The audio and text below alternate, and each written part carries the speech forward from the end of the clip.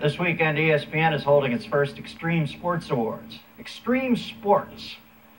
Folks, let's call this what it is. Weird shit invented by guys who are willing to die to get laid, okay?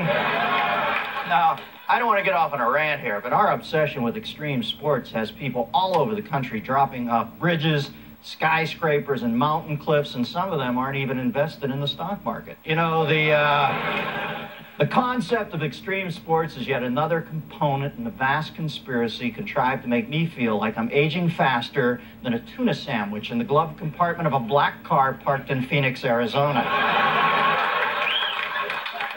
Extreme sports are usually played by middle-class white kids because, quite frankly, the equipment involved is expensive, the activities often require costly trips to exotic locations, and let's face it, unfortunately, if you're growing up in an inner-city housing project, the mere act of walking to school is no doubt extreme enough for you. You know,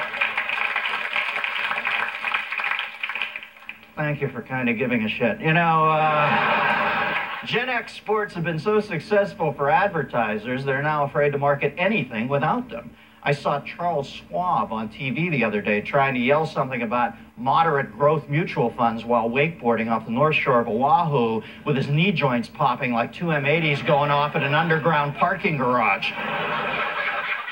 You know, you only have to watch a minute of extreme sports to distill what is really going on here. Psychopaths enriching osteopaths. Now, when it was first introduced, bungee jumping was seen as the peak of extreme, a wild, daring pastime only the boldest madmen would ever undertake. Today, it has become so mainstream that all bungee jumping platforms are required by law to be fully wheelchair accessible.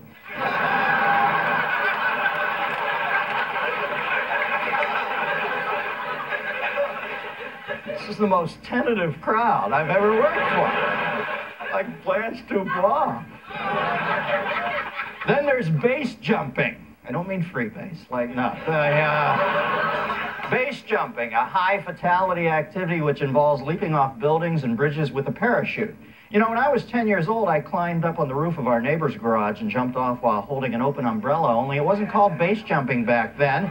Let's see, what was it called? Oh yeah, being a fucking moron. You know, if you... Oh, look at that.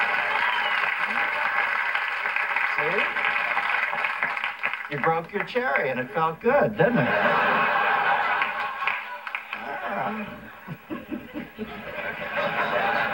You know, if you really want to screw with a base jumper's head, wait at the edge of the cliff and just before he's about to go, ask him for his girlfriend's phone number.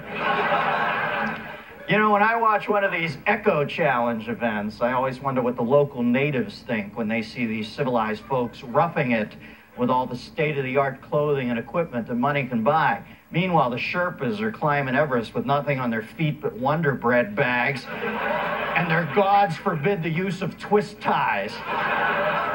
And how about when these hikers pull out their calorically calibrated protein bars while the guide from the tribe, who is naked except for the animal horn on his penis, just digs into a pile of elephant dung and pulls out an undigested peanut and calls it macaroni.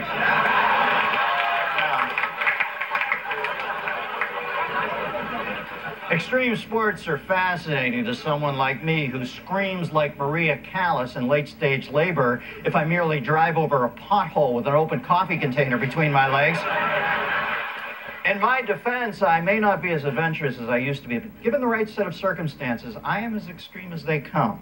Like the other day, I'm making my famous cinnamon-baked apples, but just for the sheer adrenaline rush, I stick the cloves in with their spiky ends pointing out balls to the wall, dude.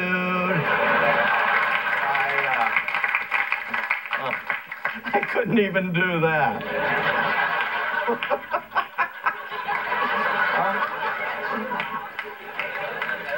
So I look like Spock in a Bell's palsy attack or something. Live long and...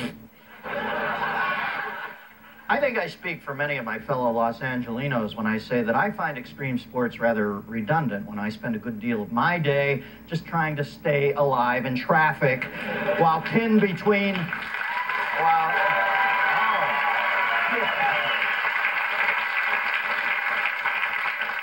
While pinned between four Stegosaurus-sized SUVs each being driven by a psychotically aggressive Palm Pilot-wielding 98-pound woman with the blood sugar level of Lot's wife.